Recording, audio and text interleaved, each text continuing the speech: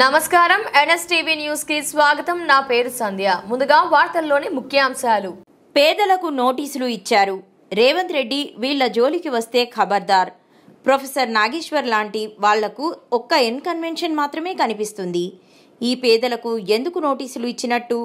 ఈ పేదలు మీ మేధావులకు కనిపించడం లేదా? సోషల్ మీడియాలో ట్రెండింగ్ చేసేవారు ఈ పేదలను కూడా చూయించండి. 60 గజాల్లో ఇల్లు కట్టుకున్న వారి జోలికి వస్తే ఖబర్దార్. హస్మత్పేట బోయిన్ చెరువు చుట్టూ ఉన్న పేదలకు నోటీసులు ఇవ్వడంతో వారి దగ్గరికి వచ్చి భరోసా ఇచ్చిన మల్కాజ్గిరి పార్లమెంట్ సభ్యులు ఈటల రాజేందర్. అందుకనే ఇష్యూ ఎప్పుడు కూడా చట్టం ఉన్నవాని చుట్టమైందని చెప్పి అంటారు వాళ్ళు. నేను అంటలేను. పేదోళ్ళ బతుకులు గింతే బిడ్డ, మమ్మల్ని మెట్లు కూడా ఎవడు ఎక్కనియాడు. మా కన్నీళ్ళ గురించి మా పేదరికం చూసి వాడు అసహించుకుంటాడు, కానీ ఉన్నోడు మాత్రం పైరవి చేసుకొని పోతాడు బిడ్డ అంటారు వాళ్ళు. అందుకనే చట్టం ఉన్నవాని చుట్టం కావద్దని మేము అంటున్నాం. అంటే మీ మాటకు అర్థం ఏంటంటే బహుళంతస్తులు బఫర్ జోన్లో కట్టుకున్న వాళ్ళు పైరవీలు చేసుకుంటున్నారు, వీళ్ళు పేదవాళ్ళు కాబట్టి చేసుకోలేకపోతున్నారు అనేది అంటారు. పైరవి చేసుకున్నాడు కూడా నువ్వు కూలగొట్టరాదు అంటాడు. నీకు దమ్ముంటే కూలగొట్టి పైరవి చేసుకున్నాడు. నేను అంటున్న వల్ల పేదవాళ్ళు 40-50 గజాలు వాక్ సాగర్ చెరువు ఉంది. 632 మందికి ఆనాటి ప్రభుత్వం పట్టా ఇచ్చింది. ప్రభుత్వం ఇచ్చింది, కట్టుకున్నారు వాళ్ళు. ఇవాళ వచ్చి నువ్వు బఫర్ జోన్ ఉందని, బఫర్ జోన్లో ఉంది, ఎఫ్టీలో ఉందని ఎట్లా అంటావు? ఆయన ముఖ్యమంత్రి ఏం చేసినట్టు? కట్టుకున్న వాళ్ళు ఎవరు? వాళ్ళు 60 గజాలు ఎవరుంటారు చెప్పు? నేను ఉంటాను 60 గజాలు చెప్పవు. నరసింహ ఉంటాడు 60 గజాలు. కడుబీదరికంలో ఉన్న వాళ్ళు ఉంటారు బాయ్ సాబ్. ఈ మురికి కూపంలో ఎవరు ఉంటారు బాయ్ సాబ్? దిక్కులేని వాళ్ళు పేదలు ఉంటారు బాయ్ సాబ్.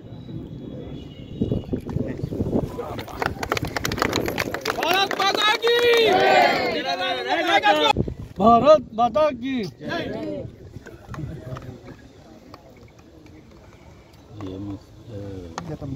హస్మత్పేట చెరువు పక్కకి 140 మంది, 125 మంది ఇక్కడ. అల్వాల్ చెరువు దగ్గర దాదాపు 120 మందికి. కడుబీదరికంలో ఉన్న 60 గజాలు 70 గజాలలో 40-45 ఏళ్ళుగా ఈ మార్కెట్లలో పనిచేసి, మున్సిపాలిటీలో పనిచేసి, ఇళ్ళల్లో పనిచేసి కొనుక్కున్న భూములు ఆనాటి నుంచి, అంటే 85 అంటే దాదాపు 40 ఏళ్ళ క్రితం. 40 ఏళ్ళ క్రితం తెలంగాణ ప్రాంతాల నుంచి వెళ్ళి పొట్ట చేత పట్టుకొని కుటుంబాన్ని పోషించుకోవడానికి వచ్చిన వాళ్ళు వీళ్ళు. ఈ 60 గజాలలో, ఈ 40 గజాలలో, ఈ 80 గజాలలో పెద్దవాళ్ళు నివసించేటువంటి ప్రాంతం కాదు ఇది. సామాన్యులు, పేదవాళ్ళు నివసించే ప్రాంతం.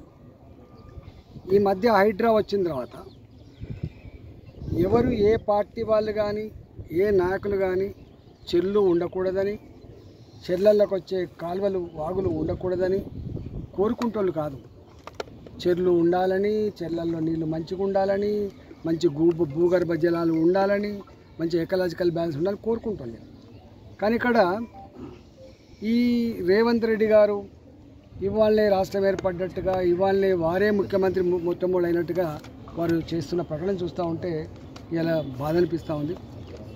1956 1956 నుంచి వెళ్ళి ఇవాటి వరకు అనేక ముఖ్యమంత్రులు వచ్చిపోయింది. ఈ రాష్ట్రంలో 70 సంవత్సరాల కాలం పాటు, దాదాపు 17 సంవత్సరాలు తెలుగుదేశం పార్టీ పాలించింది. 10 సంవత్సరాల కాలం పాటు టీఆర్ఎస్ పార్టీ పాలించింది. 9.5 సంవత్సరాలు టీఆర్ఎస్ పార్టీ పాలించింది. అంటే వాళ్ళు ఒక 16-17 సంవత్సరాలు, వీళ్ళొక 9.5 సంవత్సరాలు తీసేస్తే 40-44 సంవత్సరాల కాలం పాటు ఈ రాష్ట్రాన్ని పాలించిన పార్టీ కాంగ్రెస్ పార్టీ. ఇవాళ అంతకుముందు ఉన్న ముఖ్యమంత్రులు, అంతకుముందు ఉన్నటువంటి అధికారులు ఇవన్నిటి మీద రిపోర్ట్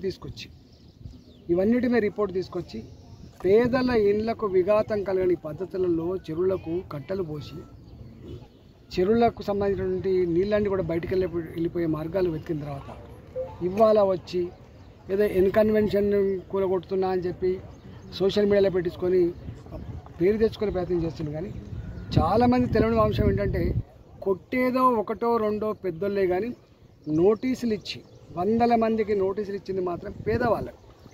ఈ నోటీసులు వచ్చిన తర్వాత పేదవాళ్లకు కంటి మీద కునుకు లేదు. వాళ్ళు కార్పొరేట్ దగ్గర పోతారు, వాళ్ళు ఎమ్మెల్యే గారి దగ్గర పోతారు, వాళ్ళు ఎంపీ గారి దగ్గర పోతారు, ఇక్కడ పంచాయతీ పార్టీల పంచాయతీ కాదు, ఇక్కడ పంచాయతీ పేదోళ్లకు సంబంధించిన ఇళ్ళ పంచాయతీ. ఇవాళ నేను మొన్ననే చెప్పిన ప్రెస్ మీట్ పెట్టి, సరే మీరు హైడ్రా పేరిట మీరు ఏం నడుపుతుందో నాకు తెలియదు, కానీ దీన్ని డ్రామా అని అంటున్నారు. గతంలో కూడా వేరే ప్రభుత్వాలు వచ్చినప్పుడు కూడా గిట్నే డ్రామా చేసిండ్రు, మళ్ళీ వాళ్ళు దాని వెనుక ఏం జరిగిందో మాకు తెలుసు. కానీ ఇవాళ మీరు వచ్చి ఈ హైడ్రా పేరిట డ్రామాలు చేసి పేదల గుడిసెలను పేదల ఇళ్లను కూల్చేసే ప్రయత్నం చేస్తే ఖబర్దార్ అని చెప్పి ఇప్పటికే హెచ్చరిక చేసినాం మేము. ఇవాళ ఇంత జరిగినప్పటికి కూడా స్వయంగా ముఖ్యమంత్రి గారు మాట్లాడతారు, స్వయంగా హైడ్రా చైర్మన్ గారు ఒక ఎండి గారు మాట్లాడతారు, మేము పేదల ఇళ్లకు పోతలేము, పేదల జోలికి పోతలేము, పేదలకు సంబంధించిన ఒక గుడిసె కూడా పీకేస్తలేమని చెప్తారు. కానీ ఈ నోటీసులు ఎవరి కోసం ఇచ్చింది, ఎందుకోసం ఇచ్చింది, దీంట్లో ఉన్న ఆంతర్యం ఏందో చెప్పాలని చెప్పి మనం చేస్తాం. ఇంకొంతమంది చూస్తున్నా ఈ మధ్యకాలంలో వాళ్ళే ధర్మాన్ని మూస్తున్నట్టుగా, వాళ్ళే ధర్మానికి ప్రతీకలైనట్టుగా ఒక ఆయన మా ప్రొఫెసర్ నాగేశ్వరరావు గారు ఉన్నారు. నాగేశ్వరరావు గారు అయితే మొత్తం రేవంత్ రెడ్డి గారు ఇప్పుడే గొప్ప ప్రగతి కాముకుడు, చాలా గొప్ప మేధావి, గొప్ప సంఘ సంస్కర్త, ఆయన మాత్రమే ఈ రాష్ట్రాన్ని రక్షించగలని చెప్పి భుజాల మీద తీసుకుంటే మాకేం బాధ లేదు. కానీ నాగేశ్వరరావు గారు తెలియంది ఏంటంటే, నీకు తెలిసింది ఒక ఇన్కన్వెన్షనే తప్ప నీకు తెలియంది అస్మత్పేట చెరువుల్లో 125 మంది పేదల కన్నీళ్ళ గురించి నీకు తెలుసా నాగేశ్వరరావు గారు? అలవాల్ చెరువులో జీతాలు చేసి నౌకర్లు చేసి నెలకు 5,000 10,000 బ్యాంకులకు ఈఎంఐ కట్టుకున్నటువంటి ఇళ్లకు ఉన్న గోస గురించి నీకు తెలుసా నాగేశ్వరరావు గారు?